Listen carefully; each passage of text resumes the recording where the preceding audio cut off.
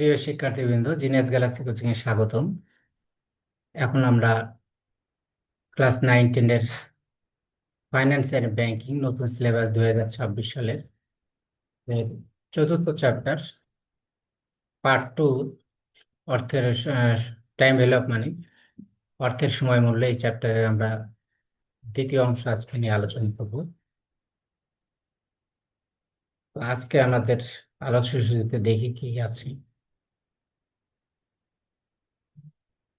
Finance ও banking নবম দশম শ্রেণীর 2026 সালের শিক্ষাবর্ষের অনুযায়ী এখানে চতুর্থ চ্যাপ্টারে আছে অর্থের সময় মূল্য।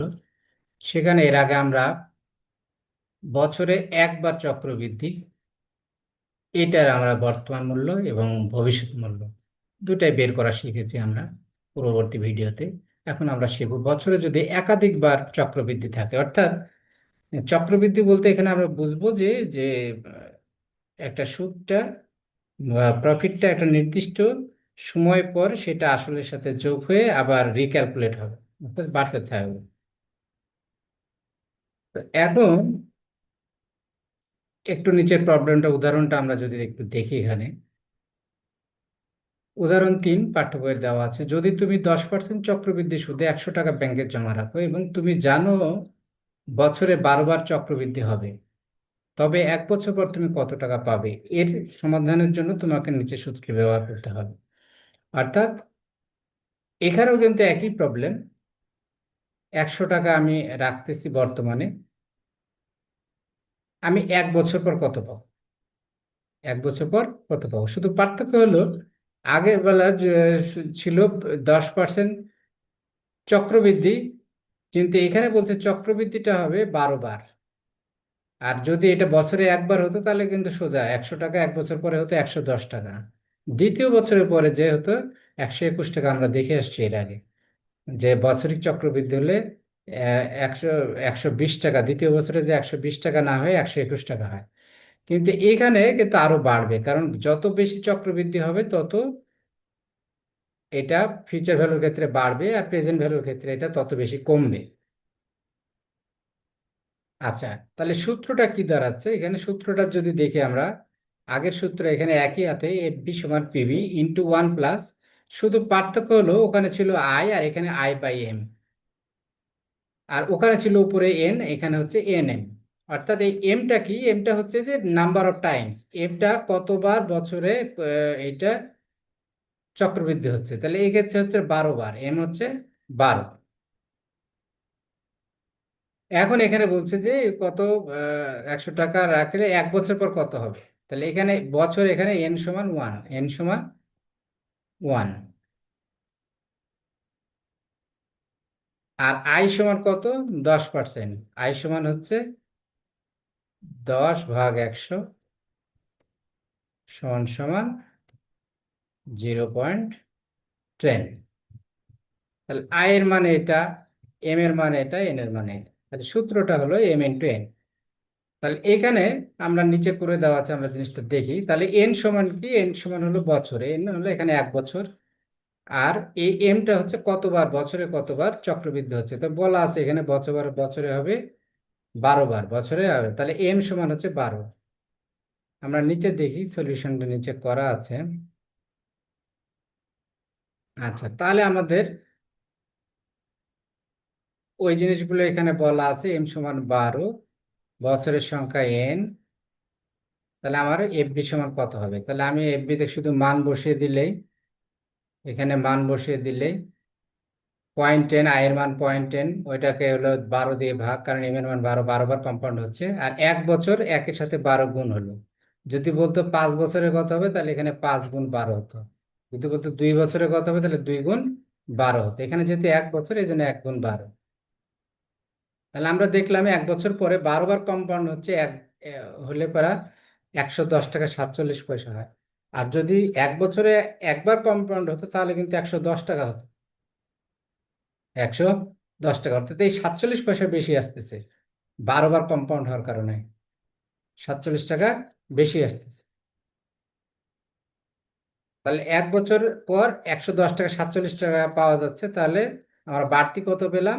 বাড়তি পেলাম 10 টাকা 47 পয়সা। এটা হলো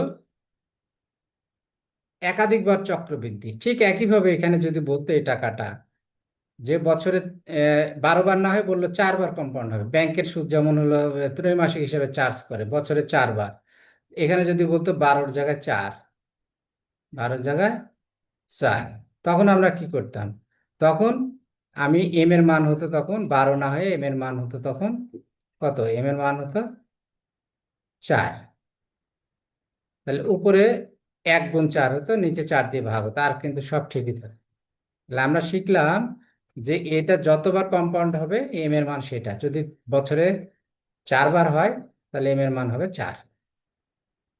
এই ছিল আমাদের। নিচে একটা উদাহরণ আছে, নিচের উদাহরণটা একটু দেখি তাহলে আরো ক্লিয়ার হবে। বলছে শতকরা 13.50 বা 13.5, 13.5% হারে মাসিক চক্রবৃদ্ধিতে 50,000 টাকা ব্যাংকে এখন জমা রাখলে 10 বছর পর কত টাকা পাওয়া যাবে? তাহলে আমরা এখন জমা রাখতেছি 50,000, 10 বছর পর তাহলে ফিউচার ভ্যালু এটা। একই ফর্মুলা এখানে, পিবি সমান 1, যেহেতু এখানে বলতেছে মাসিক চক্রবৃদ্ধি, এখানে বলছে মাসিক চক্রবৃদ্ধি, তার মানে 12 বার, বছরে 12 বার। তার মানে আমাদের পিবির মান হচ্ছে 50,000, এখন টাকা 50,000 টাকা ইনভেস্ট করতেছি আমরা, তাহলে আয় হচ্ছে 13.50, 13.50-কে যদি 100 দিয়ে ভাগ করলে হবে 0.135, 0.135। চক্রবৃদ্ধির সংখ্যা এম কতবার? মাসিক চক্রবৃদ্ধি যেহেতু তার এম সমান 12, আর এন বছরের সংখ্যা কত? 10। আমরা তাহলে ভবিষ্যৎ মূল্য জাস্ট খালি ফর্মুলা আমরা বসাই দিলাম, এখানে দেখো 50,000 এফবির মান 1 প্লাস ফর্মুলার 1 প্লাস 0.135, এটা হলো আমাদের রেট আই। এটাকে 12 দিয়ে ভাগ দিলাম কারণ এটা 12 বার কম্পাউন্ডিং, অর্থাৎ চক্রবৃদ্ধি হচ্ছে মাসিক, বছরে 12 বার। যদি ত্রৈমাসিক বলতো, এখানে মাসিক না বলে যদি ত্রৈমাসিক বলতো তাহলে আমরা এখানে 4 দিয়ে ভাগ দিতাম, উপরেও 4 দিয়ে গুণ দিতাম।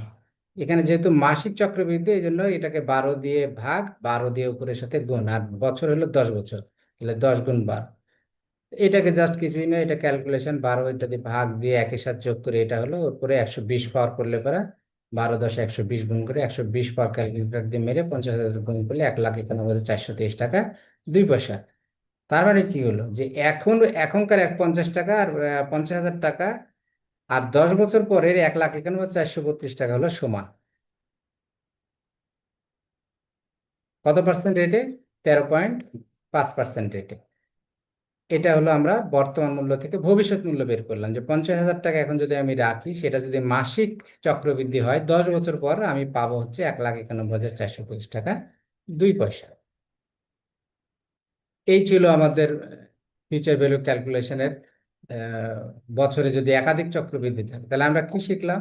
যদি 12 বার বলে বছরে মাসিক চক্রবৃদ্ধি, তখন 12 দিয়ে ভাগ দেবো আমরা, উপরে 12 এন এর সাথে 12 দিয়ে গুণ দেবো, এম এর মান তখন হবে 12। আর যদি ত্রৈমাসিক বলে তাহলে এম এম সমান হবে 4, তাহলে আমরা এখানে 4 দিয়ে ভাগ দেবো আর উপরে এন এর সাথে 4 দিয়ে, বছরের সাথে 4 দিয়ে গুণ দেবে। এই হচ্ছে নিয়ম। Thank you very much, thank you for watching this video. Next time we will continue our discussion. আমরা এর পরবর্তীতে বর্তমান মূল্য, এটা আমরা ভবিষ্যৎ মূল্য বের করা শিখলাম, এরপরে চক্রবৃদ্ধি, একাধিকবার চক্রবৃদ্ধি বছরের মধ্যে সেটা ভবিষ্যৎ বর্তমান মূল্য কিভাবে বের করতে হয় আমরা নেক্সট এপিসোডে সেটা আলোচনা করবো। আমার চ্যানেলটা সাবস্ক্রাইব করার জন্য অনুরোধ করতেছি, যাতে করে তোমরা নতুন নতুন ভিডিও পাও এবং আপডেটেড থাকো। Hope for the best, thank you very much.